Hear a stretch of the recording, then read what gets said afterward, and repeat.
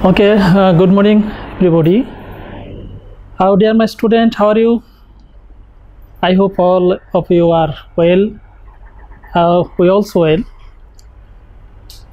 তো আমরা আজকে আমাদের যে বিষয় নিয়ে আমরা কথা বলতে চাচ্ছি, Bangladesh nursing and midwifery council আয়োজিত আজকে আমাদের অনলাইন ক্লাস শুরু হতে যাচ্ছে। তো আমরা প্রথম ক্লাস এখন নিতে যাচ্ছি। তো অনলাইন ক্লাসে তোমরা নিশ্চয়ই একটা প্রাণবন্ত অবস্থা পাবা এবং এতদিন যাবত তোমরা করোনার মধ্যে ঘরে অবস্থান করতেছো, পড়াশোনা করতেছো, আর এই ক্লাসটাও তোমাদের জন্য অত্যন্ত সহযোগী হবে বলে আমি মনে করি। আমাদের এই অনলাইন ক্লাসের জন্য বাংলাদেশ নার্সিং অ্যান্ড মিডওয়াইফারি কাউন্সিলকে আমরা ধন্যবাদ জানাতে চাই যে এখানে অনলাইন ক্লাসের মাধ্যমে আমাদের স্টুডেন্টরা উপকৃত হবে এবং সেখান থেকে তারা ভবিষ্যতের জন্য যা যা প্রয়োজন সেগুলি তারা সংগ্রহ করতে পারবে। আশা করি তোমরা সবাই সে বিষয়ে সচেতন থাকবে এবং অনলাইন ক্লাসে উপস্থিত থেকে আমাদের এই ক্লাসকে প্রাণবন্ত করবা। ধন্যবাদ তোমাদেরকে। আমি আজকে যে বিষয়ে ক্লাস নিতে যাচ্ছি সেই সাবজেক্ট হচ্ছে মাইক্রোবায়োলজি অ্যান্ড প্যারাসাইটোলজি। প্রথম বর্ষের ক্লাস এটি, মাইক্রোবায়োলজি এবং প্যারাসাইটোলজি। এই বিষয়ে আজকে আমরা ক্লাস নিব এবং সেই প্রথম টপিকটা যেটা আমি ক্লাস নিব সেটা হচ্ছে presentation on introduction to microbiology and parasitology. আমি doctor MD Yunus Ali, STS nursing college vice principal, এবং আমি আজকে এখানে যে ক্লাস নিব সেগুলি তোমরা যাতে যথাযথভাবে তোমরা সেটা হৃদয়ঙ্গম করতে পারো সেই জন্য তোমাদের সাথে আমি আসি এবং এই ক্লাসগুলি আমি এখন তোমাদের সামনে উপস্থাপন করব। Welcome to the presentation microbiology and parasitology. তোমরা সবাই জানো যে মাইক্রোবায়োলজি এবং প্যারাসাইটোলজি কী। তো এই বিষয়ে আমরা আজকে যে বিষয়গুলি পড়াবো সেগুলি প্রথমে হচ্ছে definition of terms, historical development of microbiology, ecological relationship, factors promoting growth and development of microorganism, importance of microorganism, classification of microorganism. আমরা এই বিষয়গুলো নিয়ে আজকে আলোচনা করব। প্রথমে আমরা আসি মাইক্রোবায়োলজি কী। Microbiology is the study of microscopic organisms such as bacteria, viruses, fungi and protozoa. আমরা জানি যে মাইক্রোবায়োলজি, মাইক্রো মিনস ক্ষুদ্র, মাইক্রো মানে হচ্ছে ক্ষুদ্র, এবং এই ক্ষুদ্র বিষয় নিয়ে যেই বিষয় সাবজেক্টে আলোচনা করা হয়, যেখানে আলোচনা করা হয় সেটা হচ্ছে মাইক্রোবায়োলজি। মাইক্রোস্কোপিক অর্গানিজম অতি ক্ষুদ্র অর্গানিজম, এটি যেটা কালি চোখে দেখা যায় না, যেমন ব্যাকটেরিয়া। এখানে কিছু ছবি দেওয়া আছে, এই চিত্রগুলি কিন্তু আমরা যখন মাইক্রোস্কোপের নিচে দেখি তখন এরকম হবে, বাট আমরা যখন কালি চোখে এগুলি দেখতে চেষ্টা করব কিন্তু কালি চোখে এগুলি দেখা যাবে না।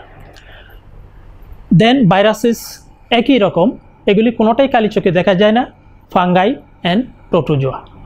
সুতরাং আমরা মাইক্রোবায়োলজি বলতে বুঝি যখন আমরা কোনো মাইক্রোস্কোপিক অর্গানিজম, ব্যাকটেরিয়া, ভাইরাস এবং ফাঙ্গাই, প্রোটোজোয়া নিয়ে আলোচনা করব, সেটি হচ্ছে মাইক্রোবায়োলজি।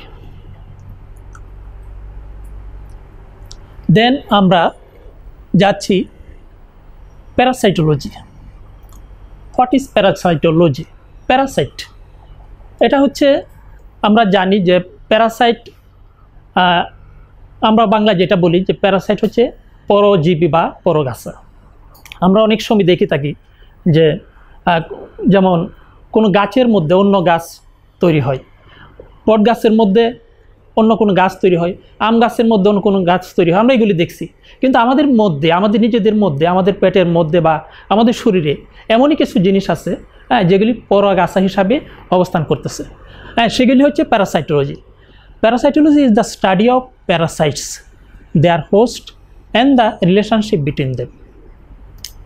Parasitology হচ্ছে, আমরা এখানে দুইটা চিত্র দিয়েছি, এই দুইটা চিত্রের মধ্যে যা আছে, একটা পিনওয়ার্ম, অ্যানাদার টেপওয়ার্ম।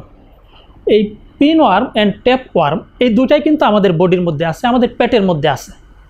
ওরা কিন্তু আমাদের পেটের মধ্যে থেকে আমাদের শরীরে খেয়ে দিয়ে সেখানে অবস্থান করতেছে এবং সেখানেই ক্ষতি করতেছে, আমাদের ক্ষতি করতেছে।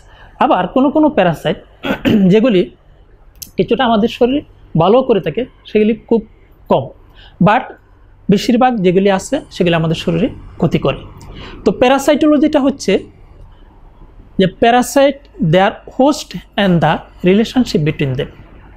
আমরা যখন এই পরজীবী বা পরগাছা সম্পর্কে আলোচনা করব এবং তারা কোথায় বসবাস করে, হোস্ট মানে যেখানে সে অবস্থান করবে, যেখানে সে বসবাস করবে, তারা হচ্ছে হোস্ট।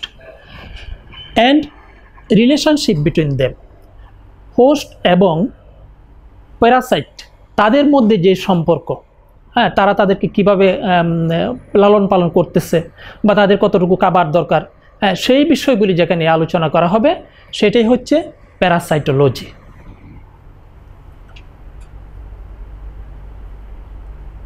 দেন আমরা আসতেছি ইমিউনোলজি। এখানে দুটা চিত্র দেওয়া আছে ইমিউনোলজি। প্রথম চিত্রটার মধ্যে কোনো কিছু একটাকে তারা তাদের পেটের মধ্যে নিয়ে নিচ্ছে, হজম করতেছে বোঝা যাচ্ছে। সেকেন্ড হচ্ছে যে সেখানে একজন মানুষের ছবি, সে হাত দিয়ে কোনো কিছু প্রতিরোধ করার চেষ্টা করতেছে। তো হাত দিয়ে কোনো কিছু প্রতিরোধ করা মানে হচ্ছে যে আমার কাছে এসো না, হ্যাঁ, তোমরা দূরে থাকো। আর এখানে এই জীবাণু আরেকটা জীবাণুকে সে খেয়ে ফেলতেছে। তো এটা হচ্ছে ইমিউনোলজি। আমাদের বডিতে স্বাভাবিক ক্ষমতা হচ্ছে যে কোনো অর্গানিজম যাতে আমাদের বডিতে ঢুকতে না পারে, সেই জন্য আমাদেরকে আল্লাহ এমন একটা শক্তি আমাদের মধ্যে দিয়েছেন, হ্যাঁ, সেই শক্তির দ্বারা আমরা কিন্তু বিভিন্ন ধরনের জীবাণুকে প্রোটেক্ট করে থাকি। তো সেভাবেই কিন্তু আমরা আমাদের জীবনকে মানে রোগ মুক্ত করে রাখি। এখানে বলতেছে যে immunology is the study of immune system which protect us from infection. Immunology হচ্ছে এমন একটা বিদ্যা যেখানে আমরা ইমিউন সিস্টেম সম্পর্কে আলোচনা করি, which protect us from infection, যেটা আমাদেরকে ইনফেকশন থেকে প্রোটেক্ট করে, ইনফেকশন প্রতিরোধ করে থাকে। তো আমরা ছোটোবেলায় অনেকেই বিভিন্ন সময়ে রৌদ্রে বৃষ্টিতে ভিজি, আমাদের মধ্যে কিছুটা জ্বর সর্দি কাশি হয়, আবার সেটি ভালো হয়ে যায়। সেটাও কিন্তু একটা প্রতিরোধ ক্ষমতা গড়ে ওঠার একটা লক্ষণ। আমাদের বডিতে যখন এরকম কিছুদিন জ্বর সর্দি কাশি হয়, পরে আবার সেটা ভালো হয়ে যায়, তখন আস্তে আস্তে আমাদের বডিতে এই প্রতিরোধ ক্ষমতাটা গড়ে ওঠে। দিস ইজ ইমিউন সিস্টেম বা ইমিউনোলজি। ডিয়ার স্টুডেন্ট, তোমরা বুঝতে পারতেছো যে আমরা যে বিষয়গুলি নিয়ে আলোচনা করতেছি, হ্যাঁ, এগুলি বিষয়গুলি অত্যন্ত সহজ, বাট সেগুলিকে যদি তোমরা একটু মনোযোগ দিয়ে দেখো বা একটু পড়াশোনা করো মনোযোগ দিয়ে, তাহলে অবশ্যই এগুলি সম্পর্কে জানতে পারবে। এখানে আবার বলতেছি, সেখানে এই চিত্রে প্রথম চিত্রে এনগাল্প কথা বলা আছে, একটা জীবাণুকে এনগাল্প করা হচ্ছে, গিলে ফেলা হচ্ছে। সেকেন্ড, প্রোটেক্ট, কোনো জীবাণুকে হাত দিয়ে প্রোটেক্ট করা হচ্ছে। আমরা এই করোনার সময়ে আমরা যেটা করছি যে আমরা হ্যান্ড স্যানিটাইজার দিয়ে আমাদের হাত ধুয়ে নিচ্ছি বা ওয়াশ করে নিচ্ছি, আর মাস্ক পরতেছি। এই হ্যান্ড স্যানিটাইজার দিয়ে আমাদের হাত ধুয়ে আমরা জীবাণু প্রতিরোধ করতেছি, এবং মাস্ক পরে সরাসরি আমাদের নাক মুখ দিয়ে যাতে জীবাণু ভিতরে ঢুকতে না পারে সেই প্রচেষ্টাটা আমরা করছি। জাস্ট সেখানেও কিন্তু একই রকম, আমরা প্রতিরোধ করছি আর এখানে ভিতর থেকে প্রতিরোধ হচ্ছে। This is immunology.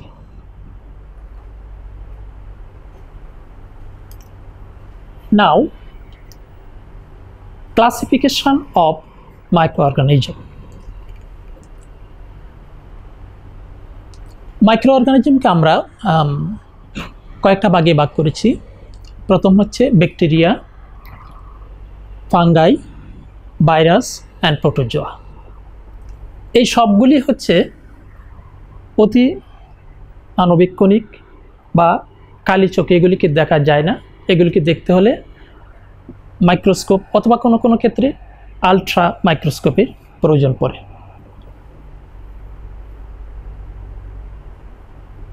Then history.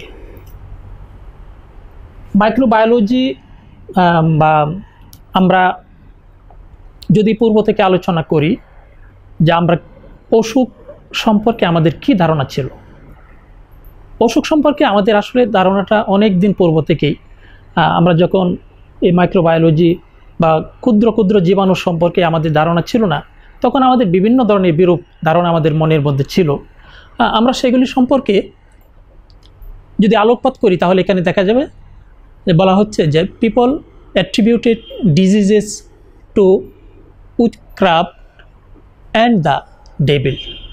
আমরা মনে করতাম বা মানুষ মনে করত যে অসুখ হচ্ছে কোনো শয়তানের চক্রান্তের কারণে, অথবা আমাদের বিভিন্ন ধরনের অসুবিধা চারদিকে যা আছে সেগুলি থেকে এই অসুখটা সৃষ্টি। এগুলি ছিল পূর্বের ধারণা, অনেক পূর্বে মানুষ ধারণা করতো এটা। Later they believed disease was caused by miasma. তারপরে মানুষ বিলিভ করতো, মানে তারা মনে করতো যে এই ডিজিজটা এমনই একটা জিনিস যেটা কোনো ধরনের একটা আনপ্লিজেন্ট স্মেল, অথবা আমি কোথাও দিয়ে হাঁটতেছি, সেখানে যদি আমার গায়ে কোনো ধরনের বাতাস লাগে, সেই বাতাসটা মানে আমার পছন্দনীয় না, অথবা কোনো ধরনের গন্ধ লাগে, সেটা আমার পছন্দনীয় না, সেটা থেকে হয়তো কোনো একটা রোগ হয়ে গেছে। এইটা ছিল পূর্বেকার মানুষের ধারণা। But 1632 to 1723 Antonie van Leeuwenhoek, উনি একজন জীববিজ্ঞানী। উনি কি বলছেন? Was the first to demonstrate the presence of micro organism by a microscope. তিনি প্রথম মাইক্রোস্কোপের নিচে এই মাইক্রো অর্গানিজমের উপস্থিতি পাইলেন। অর্থাৎ এর আগ পর্যন্ত মানুষ জানতো না যে এত ক্ষুদ্র জীবাণু মানুষের শরীরে ক্ষতি করতে পারে, মানুষের শরীরে অসুখ সৃষ্টি করতে পারে। এই ধারণাগুলি মানুষের মধ্যে ছিল না। বাট অ্যান্টনি ভ্যান লিউয়েনহুক এই ধারণাটা মানুষের মধ্যে প্রদান করলেন এবং তিনি প্রমাণ করলেন যে কোনো ক্ষুদ্র জীবাণুর দ্বারা মানুষের এই সমস্যাগুলি তৈরি হতে পারে, এবং তিনি মাইক্রোস্কোপের মাধ্যমে সেই জীবাণুগুলির মানে অনুসন্ধান পেলেন। তারপরের অবস্থায় আসছে যে লুই পাস্তুর। আমরা সকলেই জানি লুই পাস্তুর সম্পর্কে আমাদের ধারণা আছে। তো এই Luis পাস্তুর showed that there were germs present in the environment. উনি প্রমাণ করলেন, উনি দেখলেন যে আমাদের চারপাশে অনেক জীবাণু, যেগুলি আমাদের বডির, আমাদের দেহের বিভিন্ন ধরনের ক্ষতি করতে পারে। লুই পাস্তুর আরও এক জায়গায় উনি বললেন, open the field of sterilization. He also developed vaccines, anthrax vaccine. Open the field of sterilization. Field of sterilization অর্থাৎ জীবাণুমুক্তকরণ সম্পর্কে তিনি আমাদের কাছে কিছু খোলাখুলি বক্তব্য তুলে ধরলেন যে আসলে জীবাণু যেমন আছে তেমন সেটা থেকে আমরা মুক্তিও পেতে পারি, আমরা জীবাণু মুক্ত হতে পারি, এবং সেগুলি কীভাবে পরবর্তীতে সেই বিষয়গুলি আমরা আলোচনা করব। হি ডেভেলপড ভ্যাকসিনস। তিনি একটা ভ্যাকসিনও তৈরি করলেন, একটা টিকা তৈরি করলেন, অ্যানথ্রাক্স ভ্যাকসিন, যেটা আমাদের দেশে কিছুদিন পূর্বে অ্যানথ্রাক্স রোগে বিভিন্ন ধরনের অসুবিধা দেখা দিচ্ছে মানুষ, এবং এটা সাধারণত বিভিন্ন অন্যান্য প্রাণীদের মধ্যে হয়ে থাকে। তো এই অ্যানথ্রাক্স রোগ মানুষেরও অনেক ক্ষতি করে। তো এই অ্যানথ্রাক্স রোগের ভ্যাকসিন কিন্তু উনি তৈরি করেছেন। নেক্সট, রবার্ট কস। রবার্ট কস তিনি একজন বিজ্ঞানী। তিনি কি করলেন, described methods of preparing cultures. তিনি কীভাবে কালচার প্রিপারেশন করতে হয় সেই বিষয়গুলি তিনি উপস্থাপন করেন। কালচার মানে হলো, আমরা কালচার বলতে যেটা বুঝি মাইক্রোবায়োলজির ভাষায়, যে কোনো একটা জীবাণুকে কিভাবে বৃদ্ধি পাবে, কোথায় থেকে সে থাকলে তার বৃদ্ধিটা ভালো হয় বা কোথায় থাকলে সে মারা যাবে, সেই বিষয়টা হচ্ছে কালচারের অন্তর্ভুক্ত। তো প্রিপেয়ারিং কালচার, কিভাবে এই কালচারটা তৈরি করা যায়, সেই মেথডটা তিনি আবিষ্কার করলেন। Describe the causative agent of cholera and tuberculosis.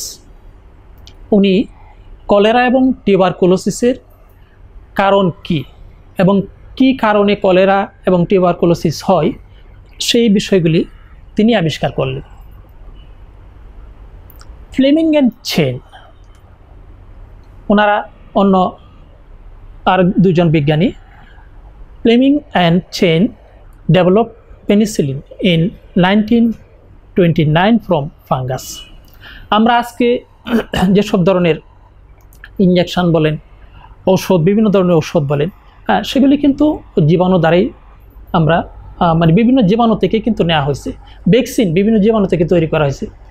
বিভিন্ন ধরনের ঔষধ, অনেক ওষুধ আছে যেগুলি জীবাণু থেকেই তৈরি করা হয়েছে। সেগুলিকে রিফাইন বা সেগুলিকে বিভিন্ন ধরনের গবেষণার মাধ্যমে তাদের থেকে আমরা বিভিন্ন ধরনের ওষুধ তৈরি করছি। যেমন পেনিসিলিন, এটা তৈরি হয়েছে ফাঙ্গাস থেকে। নেক্সট আমরা আসি ইকোলজিক্যাল ক্যারেক্টারিস্টিক্স। ইকোলজিক্যাল ক্যারেক্টারিস্টিক্স, এখানে আমরা কয়েকটা জিনিস আলোচনা করব। প্রথম হচ্ছে host. Host is an organism that harbours a guest organism. Host আমরা আগেও বলেছি যে পরগাছা বা প্যারাসাইট যেখানে থাকেন, যেখানে প্যারাসাইট অবস্থান করেন তাকে আমরা হোস্ট বলে থাকি। অর্থাৎ যার বাড়িতে অবস্থান করেন তিনি হচ্ছেন হোস্ট। দেন প্যারাসাইট হচ্ছে আমরা বাংলা যেটা বলি যে পরজীবী বা পরগাছা। Is an organism that lives within or on a host. এই পরগাছাটা কিন্তু হোস্টের মধ্যে অবস্থান করেন, সেখানে থেকে উনি জীবন ধারণ করেন এবং সেটা বড় হয়, আস্তে আস্তে সেটা আবার যেখানে থাকেন তারই ক্ষতি করতে শুরু করেন। যেমন আমরা এখন অবশ্য সেটা কম দেখা যায়, বট গাছ অন্য আরেকটা গাছের মধ্যে হয়, তারপরে দেখা যায় যে এই বট গাছটা জীবিত আছে, বাট অন্য যে গাছের মধ্যে এই বট গাছটার জন্ম হয়েছিল সেই গাছটা নেই। তো প্যারাসাইটটা ঠিক একই রকম জিনিস, যে প্যারাসাইট এমন এক সময়, প্যারাসাইট যদি আমরা আমাদের বডিতে এইভাবে মানে তাদেরকে ধ্বংস না করি, কিল না করি, তাহলে তারা এক সময় আমাদেরকে খেয়ে ফেলবে। এটাই হচ্ছে প্যারাসাইটের নিয়ম। Then pathogens is a biological agent that causes disease or illness to its host. এটা হচ্ছে একটা biological agent that causes disease or illness to its host. তাহলে এই প্যাথোজেনটা ক্ষতি কার করবে? ক্ষতি করবে আমার নিজের, অর্থাৎ হোস্ট যিনি তারও কিন্তু ক্ষতি করবে। দেন এনভায়রনমেন্ট হোয়ার অর্গানিজম লিভস। এই টোটাল পরিবেশ যেখানে অর্গানিজমটা বেঁচে থাকতেছে সেটাই হচ্ছে এনভায়রনমেন্ট। ডিয়ার স্টুডেন্ট, আশা করি তোমরা এই বিষয়গুলি বুঝতে পারতেছো। আমরা আগে পরবর্তীতে আবার আরেকটু রিভিউ করব। Then ecological relationship, the interaction among organisms within or between overlapping functions can be characterized into 5 types of relationship. Ecological relationship অর্থাৎ আমাদের চারপাশে যারা অবস্থান করতেছে, বিভিন্ন জীবাণু বা মাইক্রো অর্গানিজম বা অর্গানিজম, তারা কিভাবে অবস্থান করতেছে, তাদের বেঁচে থাকার জন্য কি চেষ্টা প্রচেষ্টা, জীবন ধারণের জন্য তাদের কি করতে হচ্ছে, সেগুলিকে বলা হচ্ছে ইকোলজিক্যাল রিলেশনশিপ। তো এখানে এই 5টা টাইপের মধ্যে প্রথম হচ্ছে কম্পিটিশান। কম্পিটিশান আমরা বুঝি, কম্পিটিশান মানে কি, এটা তো একটা প্রতিযোগিতা। তো এই প্রতিযোগিতাটার প্রতিনিয়ত আমাদের মধ্যে চলতেছে। সেটা মানুষ হতে পারে, সেটা অন্যান্য প্রাণী হতে পারে। যেমন বনে জঙ্গলে একটা প্রতিযোগিতা চলে, আমরা ডিসকভারি বা অন্যান্য চ্যানেলে এগুলি দেখে থাকি যে বাঘ, হরিণ বা অন্যান্য প্রাণীদেরকে খেয়ে ফেলতেছে, অর্থাৎ ছোটো প্রাণী যেগুলি আছে সেগুলিকে তারা এনগাল্প করতেছে, খেয়ে ফেলতেছে। আবার অনেক ছোটো প্রাণী আছে যেগুলিকে কালি চোখে দেখা যায় না, বাট তারাও অন্যের ক্ষতি করতেছে। তো সেভাবে এই কম্পিটিশনের মাধ্যমে কিন্তু আমাদের এই পৃথিবীতে সকল প্রাণীর বিচরণ। দেন প্রিডেশন। প্রিডেশন হচ্ছে যে আমাদের এই জগতে আমরা যেমন কম্পিটিশন করতেছি, ঠিক তেমনিভাবে আমাদের অন্যান্য প্রাণীরা কে কোথায় থাকবে, কোথায় অবস্থান করবে, কার সাথে তার সম্পর্ক তৈরি হবে, কার সাথে সম্পর্ক হবে না, এই ধরনের একটা বিষয় থাকে। এবং সে যেমন আমি এর আগে বললাম যে বাঘ হরিণকে খেয়ে ফেলতেছে, তো ওই যে শিকার করা, এটাও কিন্তু আমাদের একটা প্রাণী আরেকটা প্রাণীকে খেয়ে সে বেঁচে থাকতেছে। জঙ্গলে কিছুদিন আগে আমরা দেখছি যে করোনা যখন শুরু হলো, তখন মানুষ নিজেরাই খাইতে পায় না, তো আশেপাশে যারা শিয়াল কুকুর সেগুলি তারা কোথা থেকে খাবে, তারা কিন্তু একদম মানে কী বলবো, তারা হাড্ডি চর্ম সার হয়ে যাচ্ছে, যে তারা খেতে পারতেছে না। তো এই তারা যখন শিকার না পাবে তখন কিন্তু তারাও মৃত্যুমুখে পতিত হবে। তো এই জন্য এই শিকারের বিষয়টাও কিন্তু এই ইকোলজিক্যাল ক্যারেক্টারিস্টিক্সের মধ্যে আছে। দেন কমেন্সালিজম। এটা হচ্ছে যে আমরা নিজেদের মধ্যে আমরা কীভাবে বেঁচে থাকব, বেঁচে থাকার জন্য আমাদের কিছু কাজ করতে হবে, কাউকে আশ্রয় প্রশ্রয় দিতে হবে। সেখানে আমরা যদি একে অন্যের সাথে সহযোগিতা বিনিময় করে থাকি তাহলে কিন্তু বেঁচে থাকতে পারবো। এবং এটা সকল প্রাণীদের মধ্যে কিন্তু এটা ঘটে থাকে, সকল অর্গানাইজমের মধ্যে সেই জিনিসটা ঘটে থাকে। মিউচুয়াল করা, আমরা যেটা বুঝি যে একে অন্যের সাথে সম্পর্ক গড়ে তোলা, এটাও প্রাণীদের মধ্যে আছে, অন্যান্য অর্গানাইজমদের মধ্যেও আছে। তারপর হচ্ছে প্যারাসাইটিজম। প্যারাসাইট, আশ্রয় প্রশ্রয়, আমরা আগে যেটা বলছিলাম যে প্যারাসাইট যে পরজীবী, সেই পরজীবী যেখানে বাস করে বা তারা কার উপর অন্যদের উপর খেয়ে দিয়ে থাকে, সেটা একটা বিষয়। দেন আমরা আসতেছি factors promoting growth and development of micro organism. এখানে যে ফ্যাক্টরগুলি কথা বলা হচ্ছে সেগুলি প্রথমে হচ্ছে nutrient. All microorganisms need food. প্রত্যেকটা মাইক্রো অর্গানিজম বেঁচে থাকার জন্য তাদের খাবারের প্রয়োজন হয়। Temperature, very high and very low. কোনো টেম্পারেচার দেখা যায় যে কোনো জীবাণু মরে যায়, আবার কোনো টেম্পারেচার, একই টেম্পারেচারে অন্য জীবাণুগুলি হয়তো বেঁচে থাকে। তাহলে এখানে টেম্পারেচার লো এবং হাই এর মধ্যে জীবাণুর বেঁচে থাকা এবং মরে যাওয়ার সম্পর্ক আছে। pH level, most organism prefer neutral pH 7 ± 0.5। এই টেম্পারেচারটা বেশিরভাগ জীবাণু প্রিফার করে। আবার কোনো জীবাণু pH যদি কমে যায় সেখানে হয়তো তারা বেঁচে থাকতে পারে না, আবার কোনো জীবাণু pH কমে গেলে সেখানে তারা বেঁচে থাকতে পারে। এভাবে তাদের বেঁচে থাকার বা মারা যাওয়ার কাজ চলতে থাকে। Moisture, all micro organisms require some level of water. Micro organism বেঁচে থাকার জন্য কিছু ওয়াটার প্রয়োজন বা কন্টিনিউ ওয়াটারের প্রয়োজন, then oxygen requirement. Some organisms are anaerobes and aerobes. কিছু কিছু অর্গানিজম আছে যেগুলি অ্যানারোবিক বা অক্সিজেনের প্রয়োজন, আবার কোনো কোনোটাতে অক্সিজেন প্রয়োজন নাই।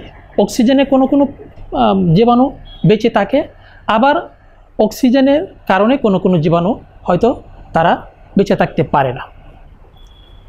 দেন আমরা আসছি importance of micro organism. Micro অর্গানিজমের কী কী ইম্পর্টেন্স আছে, অর্থাৎ এই আমরা এত সময় কথা বললাম যে মাইক্রো অর্গানিজম আমাদের প্রয়োজনে মানে আমাদের শরীরের প্রয়োজন নেই, বাট কিছু কিছু ক্ষেত্রে কিন্তু মাইক্রো অর্গানিজম আমাদের জন্য প্রয়োজন।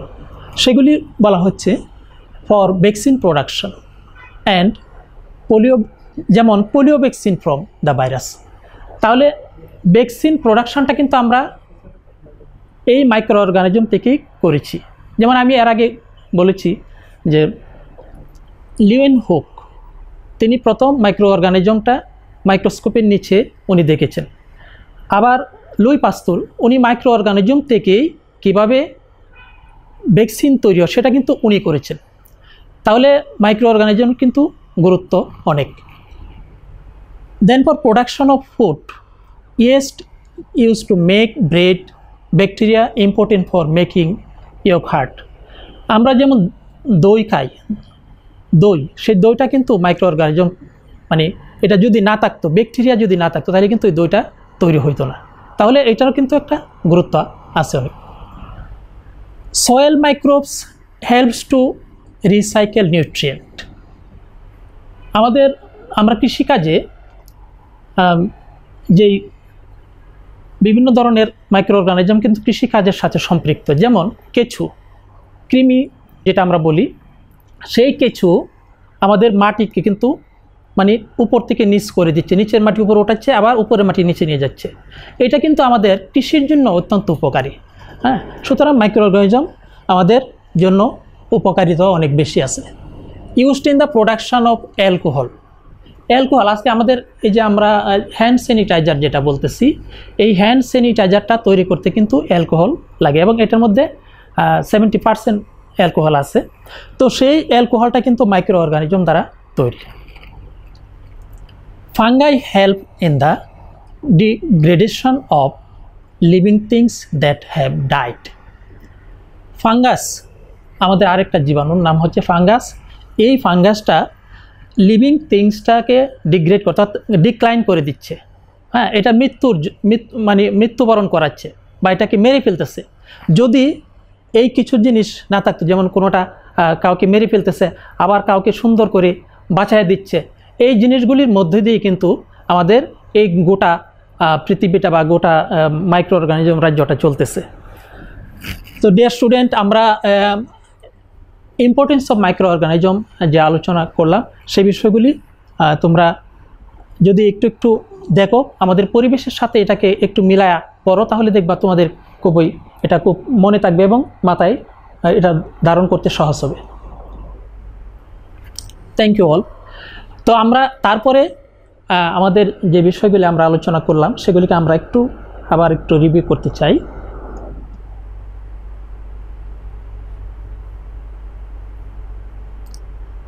আমরা প্রথমে যে বিষয়গুলি সম্পর্কে বলতে চেয়েছিলাম সেগুলি, প্রথম হচ্ছে ডেফিনেশন অফ টার্মস। এগুলি আমরা আলোচনা করেছি। ডেফিনেশন, মাইক্রোবায়োলজি কাকে বলে, আমরা এখানে একেবারেই ক্ষুদ্র ক্ষুদ্র জীবাণু যেগুলি কালি চোখে দেখা যায় না, বাট এগুলি আমাদের মাইক্রোস্কোপের নিচ থেকে এই ছবিগুলি উঠানো হয়েছে এবং এগুলি আমরা আলোচনা করছিলাম যে microscopic organism, bacteria, virus, fungus এবং প্রোটোজোয়া। দেন আমরা আলোচনা করেছি প্যারাসাইটোলজি সম্পর্কে। এখানে চিত্রে আমরা প্যারাসাইট সম্পর্কে তোমাদেরকে দেখাচ্ছি। এটা পিনওয়ার্ম, এটা হচ্ছে ট্যাপ ওয়ার্ম। আমাদের বডিতে এই জিনিসগুলো, এটা অনেক, এই ট্যাপ ওয়ার্মটা, এটাকে আমরা বাংলায় ফিতা কৃমি বলে থাকি, এটা বিশাল লম্বা হয়। তো এটা হচ্ছে প্যারাসাইট, পরজীবী আমাদের বডিতে তারা অবস্থান করে, এখানে খাই দেয়, আবার আমাদেরই ক্ষতি করে। আমরা আলোচনা করেছিলাম ইমিউনোলজি সম্পর্কে। ইমিউনোলজি আমরা এখানে দেখাচ্ছিলাম যে এখানে একটা চিত্রে এনগাল্প করতেছে, মানে গিলে ফেলতেছে একটা জীবাণুকে, ক্ষুদ্র জীবাণুকে আরেকটা জীবাণু গিলে ফেলতেছে। সেকেন্ড, আমরা বলছিলাম যে আমরা হাত দিয়ে জীবাণুকে প্রটেক্ট করতেছি, আমাদের বডিটাকে প্রটেক্ট করতেছি। যেমন আমরা এখানে হ্যান্ড স্যানিটাইজার ইউজ করতেছি এই সময়ে, এটাও কিন্তু একটা জীবাণু প্রোটেকশনের একটা পদ্ধতি। আবার আমাদের বডি ন্যাচারালি আমাদের কিছু জিনিসকে প্রটেক্ট করে দিচ্ছে, সেই জিনিসগুলি কিন্তু এখানে আমরা তুলে ধরেছি। আমরা আলোচনা করেছিলাম ক্লাসিফিকেশন অফ মাইক্রো অর্গানিজম সম্পর্কে, bacteria, fungi, virus and protozoa. এই 4টা জিনিস আমাদের ক্লাসিফিকেশনের মধ্যে আছে। হিস্ট্রি সম্পর্কে আমরা বলেছিলাম যে অসুখ হওয়াটা এবং না হওয়া সেটা কিসের উপর নির্ভর করে। আমরা আগে আমাদের ধারণা ছিল, আমাদের বিশ্বাস ছিল যে কোনো শয়তান বা অন্যান্য কোনো কিছু থেকে আমাদের এই সমস্যাটা তৈরি হয় বা আমরা অসুস্থ হয়ে যাই। আমরা বিশ্বাস করতাম যে কোনো মানে খারাপ বাতাস বা খারাপ গন্ধ থেকে আমাদের এই অসুস্থ আমরা হয়ে যাচ্ছি।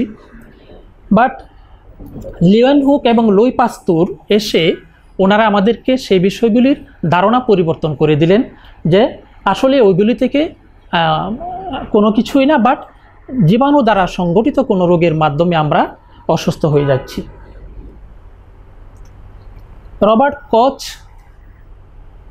তিনি কলেরা এবং টিউবারকুলোসিসের জীবাণু আবিষ্কার করলেন। ফ্লেমিং অ্যান্ড চেন তিনি দুজন তারা পেনিসিলিন আবিষ্কার করলেন। পেনিসিলিন একটা বড় ব্রড স্পেকট্রাম একটা অ্যান্টিবায়োটিক এবং এটা অনেক রোগেরই কাজে লাগানো হয়। দেন আমরা ecological characteristics, host, Parasite, pathogens, environment সম্পর্কে আমরা আলোচনা করেছি। ইকোলজিক্যাল রিলেশনশিপ আমরা বলেছি, যেখানে কম্পিটিশান, প্রিডেশন, কমেন্সালিজম, মিউচুয়ালিজম অ্যান্ড প্যারাসাইটিজম, এই বিষয়গুলি এখানে আমরা আলোচনা করেছি। আমরা আলোচনা করেছি কিছু ফ্যাক্টর আছে যেগুলি আমাদের অর্গানিজমকে গ্রোথ অ্যান্ড ডেভেলপমেন্ট করতে হেল্প করে। এর মধ্যে nutrient, temperature, pH level, moisture, oxygen requirement. তারপরে আমরা বলেছি ইম্পর্টেন্স অফ মাইক্রো অর্গানিজম, কীভাবে ভ্যাকসিন তৈরি হয়, ভ্যাকসিন মাইক্রো অর্গানিজম থেকে তৈরি হয়। আমাদের খাবার, কিছু কিছু খাবার মাইক্রো অর্গানিজম থেকে তৈরি হয়। মাটি ব্যাকটেরিয়াকে বা কৃমিকে আমাদের কি বলে বাংলায় লাঙ্গল বলা হয়। তো সেটা কিন্তু মাইক্রো অর্গানিজমের কাজ। Used in the production of alcohol তৈরি করা। তারপরে মাইক্রো অর্গানিজমকে ডিক্লাইন করে দেওয়া, তাদেরকে মেরে ফেলা, কিল করা কিন্তু তাদেরই কাজ। মাইক্রো অর্গানিজম, এক মাইক্রো অর্গানিজম আবার আরেক মাইক্রো অর্গানিজমকে মেরে ফেলে। Thank you all dear student. তো আমরা আজকে যে বিষয়গুলি নিয়ে আলোচনা করলাম, আশা করি এই বিষয়গুলি তোমাদের কাছে নিশ্চয়ই ভালো লাগবে এবং তোমরা যদি সেই বিষয়গুলি সুন্দর করে পড়ো তাহলে আমাদের আজকের যেই অনলাইন ক্লাস সেটা ফলপ্রসূ হবে। আর তোমাদের আরও একটা জিনিস আমি বলতে চাই যে তোমরা এই পড়াটা, আমি তোমাদের কাছ থেকে কিছু ফিডব্যাক চাই, যে ফিডব্যাকটা তোমরা কীভাবে দিবা সেটা আমি বলে দিচ্ছি। যে আমি তোমাদেরকে ছোট্ট একটা অ্যাসাইনমেন্ট দিব। সেই অ্যাসাইনমেন্টটা হলো যে 2টা বিষয়ের উপর আমি তোমাদেরকে অ্যাসাইনমেন্ট দিব, তোমরা একটু লিখে নিতে পারো। মাইক্রোবায়োলজি কাকে বলে, প্যারাসাইটোলজি কাকে বলে, অ্যান্ড ইমিউনোলজি কাকে বলে। দিস ইজ একটা অ্যাসাইনমেন্ট। দেন আরেকটা অ্যাসাইনমেন্ট হচ্ছে importance of micro organism. Micro অর্গানিজমের ইম্পর্টেন্স কী সেই সম্পর্কে তোমরা লিখবা এবং সেটার ছবি তুলে আমার কাছে পাঠিয়ে দিবা। আমি 2টা অ্যাসাইনমেন্ট দিলাম। প্রথম অ্যাসাইনমেন্ট হচ্ছে মাইক্রোবায়োলজি কাকে বলে, ইমিউনোলজি কাকে বলে এবং প্যারাসাইটোলজি কাকে বলে। নেক্সট অ্যাসাইনমেন্ট হচ্ছে ইম্পর্টেন্স অফ মাইক্রো অর্গানিজম। এই দুটি অ্যাসাইনমেন্ট লিখে তোমরা আমাকে পাঠিয়ে দিবা এবং সেটা লেখার পরে স্ন্যাপ নিবা, তোমাদের মোবাইলে স্ন্যাপ নিয়ে আমার ইমেলে পাঠিয়ে দেবা। Thank you. তোমরা সবাই ভালো থাকো এবং তোমাদের সামনের ক্লাসগুলিতে আশা করি তোমরা যথাযথভাবে উপস্থিত থাকবে এবং মনোযোগ সহকারে ক্লাসগুলি নেবে। আল্লাহ হাফেজ, সবাইকে ধন্যবাদ।